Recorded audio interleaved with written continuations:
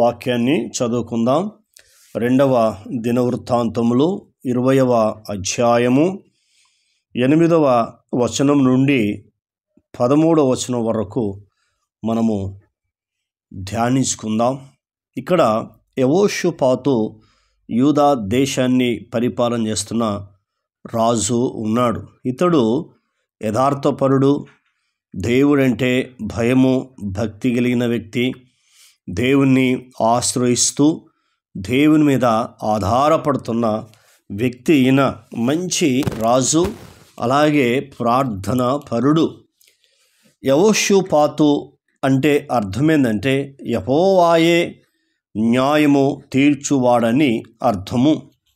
కాబట్టి పేరు తగ్గట్టుగా న్యాయవంతుడు అని ఆయన కొరకు పరిశుద్ధమైన గ్రంథం సాక్ష్యం చెప్తా ఉంది.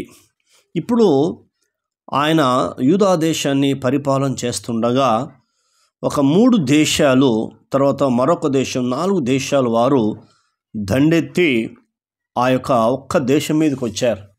ఒక్కసారి ఆలోచన చేయమని దేవుని బిడ్డలైన మీరు ఒక్కసారి ఆలోచన చేయమని సేవకుడిగా ఈ మాటలు మీ ముందుకు తీసుకొస్తున్నాను. మరి ఒక్క రాజు చూడండి, ఈ రాజు 4 రాజులను జయించాలని ఎంత కష్టమో చూడండి. అయినా కూడా ఆయన తన సైన్యాన్ని కానీ ఏది వాడకుండా దేవుని మీద ఆధారపడుతున్నాడు. ఇప్పుడు మనం చూద్దాం. 8వ వచనం, మా శ్రమలలో నీకు మొరపెట్టామని చెప్తున్నాడు. మా శ్రమలలో నీకు మొరపెట్టి నీవు ఆలకించి మమ్మును రక్షించుదువని అనుకొని అని చెప్తున్నాడు. మా శ్రమలో మీకు మొరపెడుతుమి, మమ్ము రక్షిస్తావు అని దేవుని మీద ఆధారపడుతున్నాడు. అంతేకాకుండా తర్వాత ఆ యూదా దేశము, ఇశ్రాయేలు దేశ ప్రజలను కూడా దేవుని మీద ఎలా ఆధారపడతాడు చేస్తున్నాడో మనం మరొక వాక్య భాగాన్ని ఈ అధ్యాయంలో చదువుకుందాం. 12వ వచనం 13వ వచనము ఆయన చెప్తున్నాడు, ఈ గొప్ప సైన్యముతో యుద్ధము చేయుటకు చూడండి 3 విషయాలు చెప్తున్నాడు. మాకు శక్తి చాలదు, ఏమి చేయుటకు మాకు తోచదు. మూడోది నీవే మాకు దిక్కు అని ప్రార్థించెను. ఇక్కడ 3 విషయాలు తెలియపరుస్తున్నాడు. చూడండి, శక్తి చాలదు, ఏమి చేయుటకు తోచదు, నీవే దిక్కు, మా దిక్కు నీవే అని ప్రార్థన చేస్తున్నాడు. నిజంగా చూడు, ఒక రాజు చేయవలసిన ప్రార్థన కాదేది, ఒక సామాన్యుడు చేయవలసిన ప్రార్థన. కానీ రాజు దగ్గర సైన్యం ఉంది, కావలసిన అన్నీ ఉన్నాయి, ఉన్నా కూడా మాకు శక్తి చాలదు, ఏం చేయాలన్నా తోచట్లేదు, నీవే మా దిక్కు అని ప్రార్థన చేస్తున్నాడు.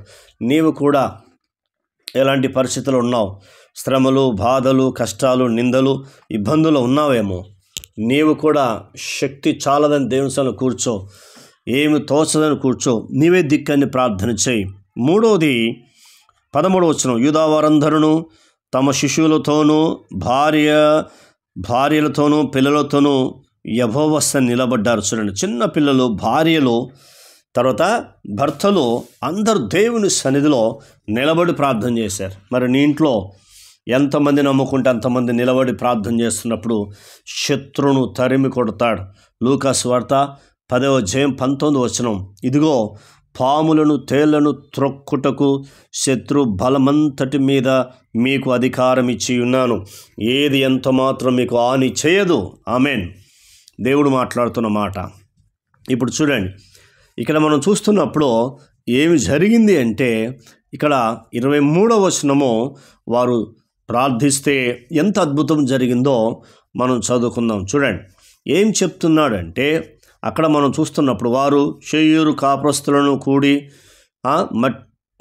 కూడి మట్టించిన తర్వాత తమలో ఒకరినొకడు చంపుకొని మొదలుపెట్టిర్రి.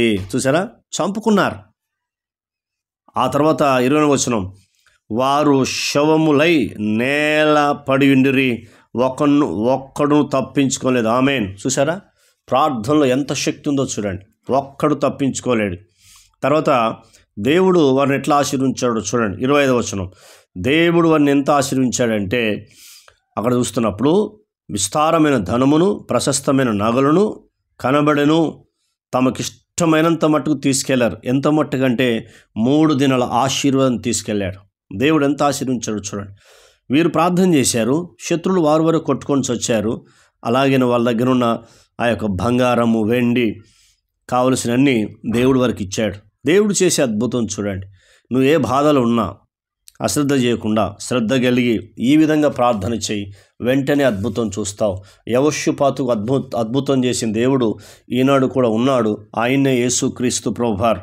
దేవుడు మరో 2 కార్యాలు చేశాడు చూడండి. మొదటి కార్యము ఆశీర్వాదము. రెండోది ఏం చేశాడో 29వ వచనం చూద్దాం.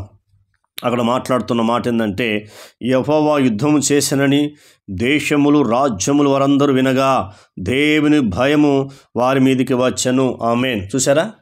రెండోది ఏంటంటే దేవుని భయము వారి మీదికి వచ్చినట్టుగా మనం చూస్తున్నాం. ఏమొచ్చింది?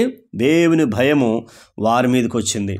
మరి నీవు చేతికి మట్టి అంటించుకోకుండా ఉండాలంటే నువ్వు ఖచ్చితంగా ఈ విధంగా ప్రార్థన చేసి చూడాలి. మూడో చూద్దాం, 30వ వచనం.